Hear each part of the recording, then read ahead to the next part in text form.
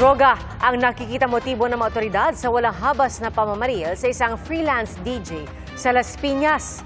Arestado naman sa Rizal ang isang lalaking nakapatay umano ng kaibigan dahil sa hindi nabayarang upa. Saksi, si John Consulta.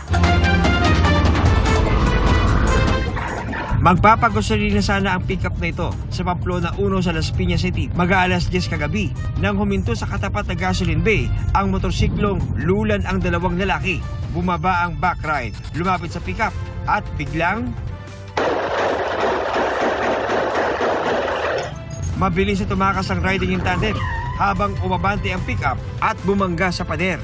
Ayon sa mga pulis, inabot ng ilang minuto bago nila mapatay ang makina nito. Naisugod pa ang biktima sa ospital pero idineklarang dead on arrival. Bago yan, inabutan siya ng mga pulis na duguan at may hawak na sachet ng hinihinalang cocaine. Meron siyang hawak na sa sachet, suspectedly, maybe illegal drugs. Ilang sachet rin ng hinihinalang illegal na droga ang natagpuan sa kanyang bag. Malaki raw ang posibilidad na drug-related ang ugat ng pagpaslang sa biktima. Yun ang tinitingnan natin na maaaring galing sa bahay papunta rito hanggang siya ay sundan at abangan at pagbabaril. Blanco raw ang ina ng biktima sa kung sino ang pumatay sa kanyang anak. Patuloy ang pagtugis sa riding in tandem. Sa Rizal naman natuntun ang suspect sa pagpatay sa isa pang lalaki sa Manila. 3 buwan na nakakalipas. Nung siya'y nalapitan, hinawakan na po siya agad. At nung nakapkapan nga, nakakuha pa kami sa kanyang posesyon ng isang patalim. Sa kalsadang ito, sa Sampaloc, nakuha ng CCTV noong Abril ang paglusob ng isang lalaki sa dating niyang kaibigan. Ang kanilang pagpapambuno na uwi sa pananaksak ng suspect. Pinalo niya ito ng portable speaker sa muka. Then after noon, nagkaroon sila ng pagbubuno at pinagsasaksak niya ito. Dinala ito sa ospital pero then on arrival ito.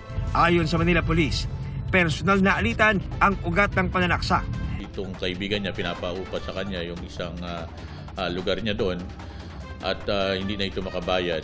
At dahil dito, nagkaroon siya ng sama ng loob dito at nung nakita niya nga ito sa harapan ng bahay, ay pinagsasaksak niya ito hanggang sa mamatay. Bukod sa kasong murder, may warat din ang suspect sa kasong prostituted murder sa Quezon at isa pang warat sa illegal possession of firearms sa Cavite.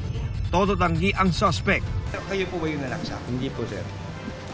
Hindi kayo? Hindi po. Okay. Medyo kahawig ko po yung nasa viral. Oh. Yun lang po. Hawig niyo po yung nasa Viral po.